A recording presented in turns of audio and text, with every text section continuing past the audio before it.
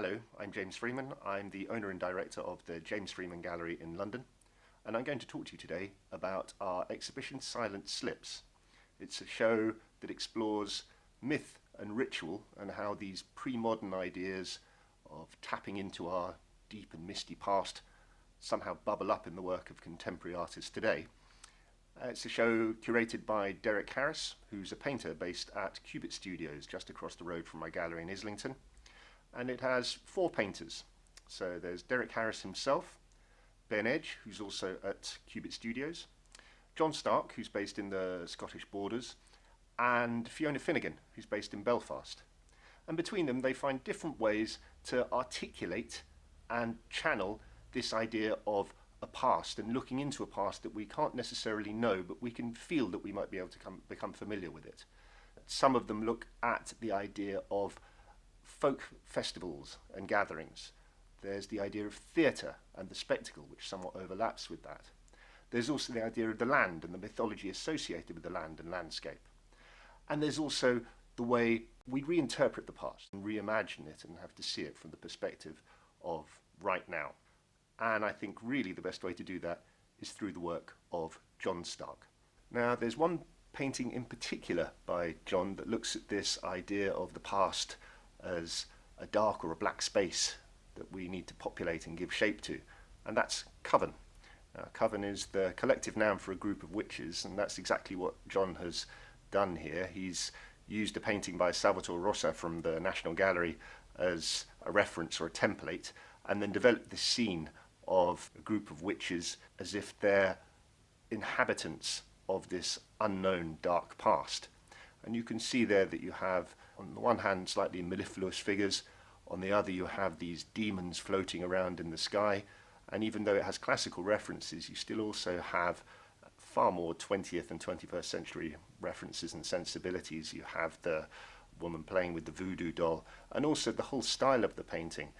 There's elements of fantasy painting in it, got this slightly kitsch feel to it, and that's something very interesting that John does, is that even when he's imagining the past, some of his work really isn't afraid to look at the idea that we really are imagining it and giving it shape, and we can't avoid tainting it with contemporary sensibilities.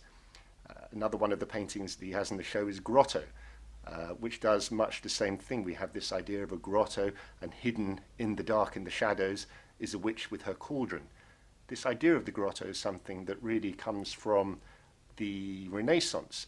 The idea grotesque, the word grotesque, comes from grotto, and it was in the Renaissance this place where the untamed, irrational human nature took shape and bubbled up and had all of its strength and powers.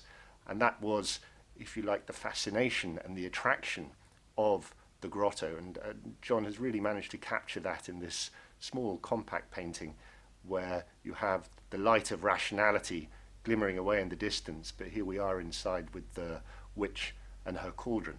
And if you think this all looks very melodramatic or theatrical, you're absolutely right. This is a very large part of reinterpreting and reinventing, if you like, the past, is performance and the performative. And John's approached that here in his painting Mask, which presents a fragment of an old Greek theatrical mask in a niche, holding it up with this slightly mysterious air about it. And a character like this could be, on the one hand, quite funny, but on the other hand, somewhat sinister. So he gives shape to these irrational and unreasoning urges that sit in the dark pools and the depths of human nature. And this idea of performance and theatre and ritual, then John has tackled in the sense of religion with his painting Novice, and really added that sense of how communal performance gives shape and structure and almost control as well to these unknown, unknowable, and possibly quite fearful urges that human society and human organization has come about to order and control. This idea of ritual as a group performance is also key to Dereck Harris's work. And his paintings in this show are all based on contemporary dance performance from 1970, which he's found on YouTube.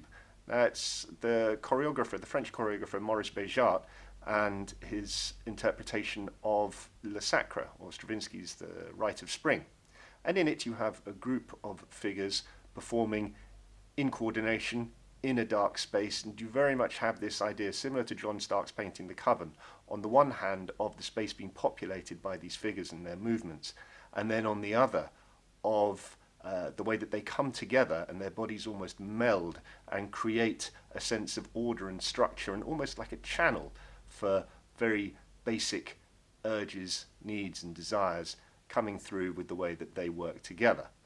So all of Dereck's paintings really capture this. You can see the very unusual compositions of the figures and how the figures interlink.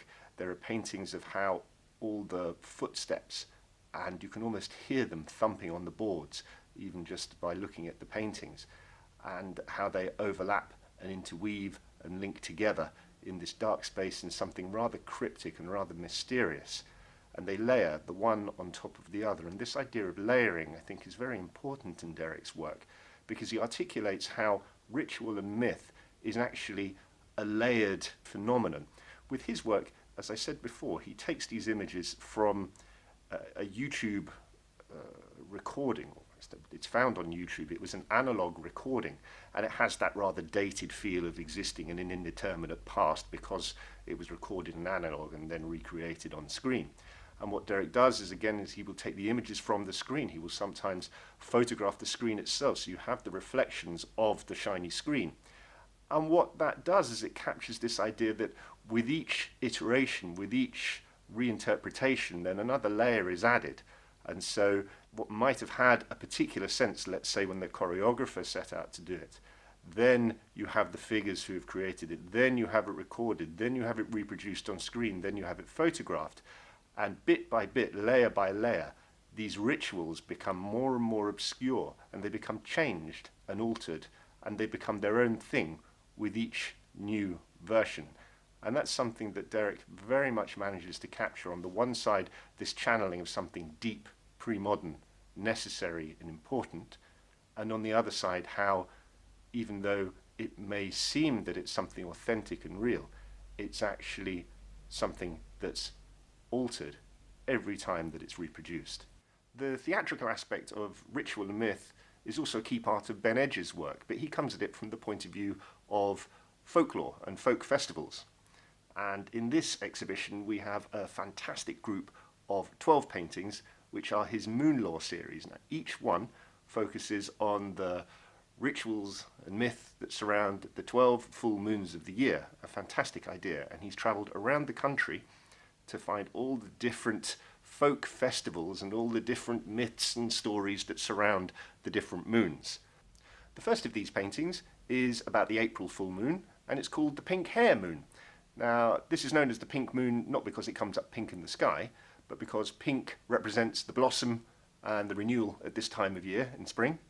And a hare moon because hare was a very important animal in the pre-Christian and pagan traditions at this time of year. They believed that hares laid eggs at this time of year.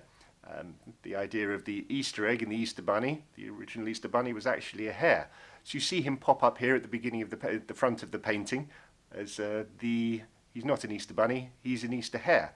And in the background you have a depiction of the Britannia coconut dancers from Bacup in Lancashire, and they're dancing to dispel all the old evil spirits and welcome in the new, prosperous, fruitful year to come. This idea of dispelling evil spirits is a running theme and also comes up in the January moon painting, Wassail at Wolf Blood Moon. You can see on the one hand the figure firing over the tops of the trees, which is a very contemporary, still enacted tradition of to frighten off evil spirits, and also the tradition of wassail, which originally was called howling. The idea being that in the month of January you would hear the howling of the wolves as they got hungrier and hungrier over the course of the winter. And wassailing was to frighten away the spirits, howl along with the wolves, and encourage the most positive outcome for a good harvest for the apples and for the cider. And so you see all of those ideas compacted here into Wassail at Wolf Blood Moon. And each of the 12 paintings has a similar combination of stories and research and ideas of current folk and tradition, and make a fascinating group altogether. Similar to how Ben Edge's work orbits around natural phenomena and the moons, Fiona Finnegan's paintings are based on the land and landscape, and in particular the Irish landscape and the magical stories and mythology that is embedded or attached to particular places. And if you look at her paintings, they're particularly interested in the light, either at dawn or at dusk, that transitional moment when we're moving from the dark to the light or vice versa. Goes back again to the beginning when we were talking about John Stark's Coven painting, where we're moving into a different state than something that we know. And Fiona's work really captures that sense of this being a magical time of the day. Now, not for nothing do we have terms like the witching hour for these crepuscular moments in the day.